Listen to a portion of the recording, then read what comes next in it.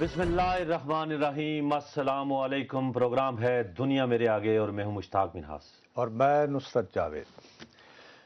مشتاق منہاس صاحب، انگریزی میں ایک ایکسپریشن ہے، انگریزی میں جو بھی ایکسپریشن ہو وہ مجھے پتا، آپ نے مجھے بتا ہی دینا ہے، لیکن آپ لوگوں کے روزگار کے پیچھے پڑے ہوئے ہیں، آپ لوگوں کی نوکریوں کے پیچھے پڑے ہوئے ہیں۔ یہ ابھی پرسوں ترسوں وہ ذکر کر رہے تھے کہ میں عدنان خواجہ صاحب کو ادھر ایم ڈی لگا دیا گیا تھا، او جی ڈی سی ایل کا کیا کرتا، آپ کا کیا جاتا تھا، مجھے بھی آپ ساتھ ملا لیتے ہیں بعض اوقات ایسے اس طرح کے معاملے میں۔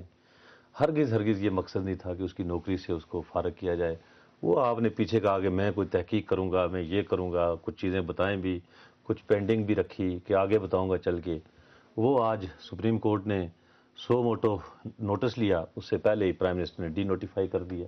او بھائی اب میرے، عدنان خواجہ اور اس کا بال بچہ جو بدوائیں آپ کو دیں وہ آپ کے ذمہ، میں اس میں بری و میں ذمہ نے ہوں۔ ایک دن بھی عدنان صاحب کا نام نہیں لیا، میں ہمیشہ خواجہ صاحب کہتا رہا۔ میں نے شبیر انور صاحب پریس سیکرٹری کو نہیں، فون کیا عدنان تھا، نام لیا تھا، میں نہ میں نے اپنے کسی چھوٹے بھائی کو، نہ کسی دوست کو، نہ عزیز کو، نہ خود میں نے او جی ڈی سی کا ہونا تھا۔ مجھے یہ پتا تھا، یہ 2.5 سال سے یہ صاحب ایک آرگنائزیشن کو ہیڈ کر رہے تھے، کچھ نہیں ہوا۔ او جی ڈی سی گئے، ایک ہائی پروفائل چیز میں گئے، میں تو اینٹیسپیٹ کر رہا تھا، صرف دیکھ رہا تھا۔ لیکن آج میں جو اپنے پروگرام میں، مشتاق صاحب پلیز مجھے آج فوکسڈ گفتگو کرنے دیجئے گا۔ مینی خواجاز of this world they come and go, ہمارے لیے کوئی امپورٹنٹ نہیں ہے، ہمارے لیے شخصیات بالکل اہم نہیں ہیں۔ میں جو انگریزی کی بات آپ سے کر رہا ہوں، ایک ایکسپریشن ہے، اسے کہتے ہیں سوان سانگ۔ یہ ایک بیلے سے کنیکٹڈ چیز ہے۔ سوان سانگ؟ ہاں، کہ وہ ایک سوان، ایک پرندہ مرنے سے پہلے جو ہے وہ آخری اپنا گانا، ایک نغمہ، آخری گیت محبت کا سنانے کے لیے آئے ہیں، وہ اس طرح کی کو بات۔ مجھے، تمہیں یاد ہوگا، سکھر میں میاں نواز شریف صاحب آئے تھے سیلاب زدگان کے لیے، ہم ان کے ساتھ نتھی ہو گئے، ان کے ساتھ ہم نے انٹرویو بھی کیا، اور اس کے بعد جو میں نے پروگرام کیا، میں تمہیں بار بار وہاں کھڑا ہو کر یہ کہتا رہا، میں نے کہا نواز شریف کچھ نہ کچھ خوف دیکھ رہے ہیں۔ میں اس وجہ سے کہہ رہا ہوں کہ محترمہ بے نظیر بھٹو کی دوسری حکومت تھی، ان کا سجاد علی شاہ صاحب سے جھگڑا ہو گیا۔ نواز شریف صاحب 3 مرتبہ اس وقت کی اسمبلی میں حزب اختلاف کے قائد تھے، کھڑے ہوئے، انہوں نے کہا کہ آؤ بیٹھو، بتاؤ ججز کے ساتھ کیا مسئلہ ہو رہا ہے اور میں تمہاری کیا مدد کر سکتا ہوں۔ ڈس ریگارڈ کیا پیپلز پارٹی نے، جو اکثر کرتی ہے، ان میں غرور بہت آ جاتا ہے جب اقتدار میں ہوتے ہیں تو۔ بہرحال میں نے ایک دن میاں صاحب کو، میری نئی ان کے ساتھ ذرا اچھے تعلقات ہوئے، میں کہا میاں صاحب کی تسی لگے ہوئی ہو؟ انہوں نے مجھے یوں کر کے دیکھا، مجھے اس وقت پتا چلا کہ میاں صاحب بہت چالاک آدمی ہیں، بڑے گہرے آدمی ہیں، یہ اتنے بھولے نہیں جتنا ہم سمجھتے ہیں۔ تو مجھے کہنے لگے کہ دیکھو جی نصرت صاحب، میں وزیر اعظم رہا، میں نے پتا ہے کہ تو جان دیاں گلاں ہو رہی ہوندیاں نے۔ آج ہم نے پروگرام ایک اور تیار کر رکھا تھا، معزز مہمانوں سے ریکویسٹ کر رکھی تھی، اچانک جناب کھولا تو الحمرہ میں بیٹھے ہوئے فنکاروں، ادیبوں، کالموں سے بات چیت کر رہے تھے، سارا فوکس 1 گھنٹے کا لگا دیا، ماشاءاللہ نہیں آنا چاہیے، ماشاءاللہ حل نہیں، اور پھر بہت داد فریاد کے بعد، پوری تقریر کے بعد یہ کہا کہ اگر حکومت اپنی اصلاح نہیں کرتی، تبدیلی کرنی ہے تو قانونی اور آئینی طریقے سے کیجئے، خدا راہ للہ، کوئی اور طریقہ نہیں ہے۔ اور اسی بات کے اوپر آپ کی بات تو ہم نے سن لی، ہم تو سننے کے لیے بیٹھے ہیں۔ ماشاءاللہ آپ نے اتنا سمندر کو کوزے میں بند کیا ہے۔ ہارون رشید صاحب ہیں ہمارے بزرگ صافی، اب بزرگی پہ پتہ نہیں وہ مجھے ڈانٹ نہ دیں کہ بھائی اتنا بھی بزرگ نہیں ہوں میں۔ السلام علیکم ہارون صاحب۔ جی وعلیکم السلام۔ ہارون صاحب، نواز شریف صاحب کا غالباً شاید اب اگر لاہور میں یا کہیں ٹی وی آپ کے سامنے تھا یا نہیں، یقیناً آپ نے انفارمیشن لے لی ہوگی کہ انہوں نے آج یہ کہا کہ بھائی اگر تبدیلی ہونی چاہیے، فوکس ان کی ساری گفتگو کا کچھ اور تھا، نصرت صاحب نے تھوڑا سا بیان بھی کر دیا ہے، لیکن کیا اب واقعی کوئی ایسی چل چلاؤ کی حکومت کی باتیں ہیں کہ نواز شریف صاحب بھی کود پڑے کہ اچھا ٹھیک ہے، اب میرا پاؤں بھی اسی ہاتھی کے پاؤں میں؟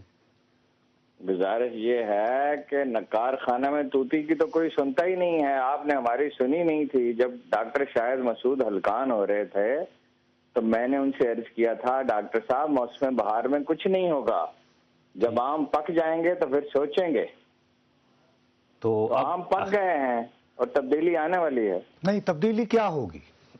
وہ جو نواز شریف صاحب نے کہا، کیا कानूनी तरीके से। तो कानूनी क्या, कोई उसका सिनारियो तो होगा ना, सीन तो होगा ना हारून भाई। फैसला हुआ है, मंसूबा मुकम्मल अभी नहीं हुआ है। अच्छा, यानी फैसला हुआ है, प्रोसीजर तैयार नहीं हुआ कि होना कैसे है। यानी आप भी तजवीज दे सकते हैं, मैं भी दे सकता हूँ, मुश्ताक साहब भी दे सकते हैं। अच्छा, कानूनी और आईनी तरीका तो एक है, हाँ, या तो जनाब अली वजीर आजम साहब के खिलाफ तहरीक अदम एतमाद आए, जाहिर है।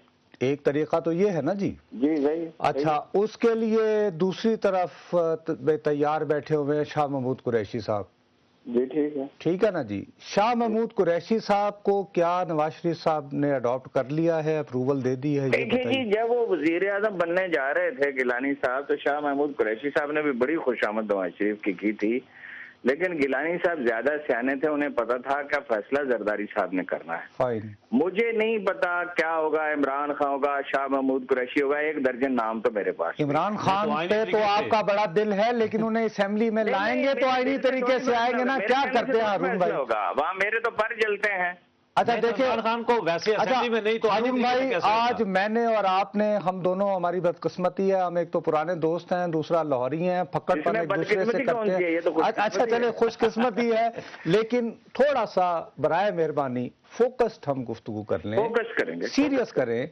मुझे ये बताइए कि देखें, मैं सुन रहा था, मैंने लास्ट प्रोग्राम का मैंने आगाज किया, मैंने कहा यार मैं चल चलाओ की बातें सुन रहा हूँ, मुश्ताक हंसना शुरू हो गया मेरे ऊपर एज यूजुअल। आप ठीक कह रहे थे, मुश्ताक को क्या पता है, ऐसे ही ये बहस करता रहता है। अच्छा, तो अब ये कि वजीर आजम की तब्दीली से जो असल मकासद हैं वो तो हल नहीं होते। नहीं लोगों को वजीर आजम की तब्दीली नहीं होगी, हुकूमत की तब्दीली, सिस्टम की तब्दीली, इस हद तक जितनी कॉन्स्टिट्यूशन में गुंजाइश है। नहीं तो वही पूछ रहे ना, आप रहनुमाई फरमाए, मुझे तो खैर पता नहीं है। मैं यार मुझे कौन बताता है, मैं तो बड़ी मुश्किल से थोड़ा सा पता करता हूँ, और जब सोर्सेज पावरफुल होते हैं तो अखबार नवीसों को डिक्टेट करते हैं कि तुम्हें बड़ी तकलीफ है, तुम्हें बता देते हैं, आगे मत बताना। इतनी मैं बता सकता था कि जब आम पकेंगे तो कुछ होगा। अच्छा मुझे ये एक बात बताइए, नहीं नहीं मेरे सोर्सेज जो है, अच्छा नहीं, एक मिनट, मुझे ये आप बताइए कि आपके ख्याल में मियाँ साहब ने आज जो इतनी लंबी चौड़ी तकरीर की है, वो तब्दीली की हिमायत का अंदिया दिया है